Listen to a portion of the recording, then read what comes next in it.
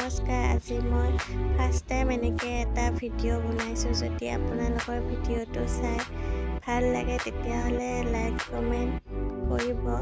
লগতে আজি মোৰ ৰেচিপিটো হৈছে গাজৰৰ হালোৱা। যদি আপোনালোকৰ চাই কিনে ভাল লাগে তেতিয়াহ'লে লাইক কমেণ্ট দিব। ধন্যবাদ।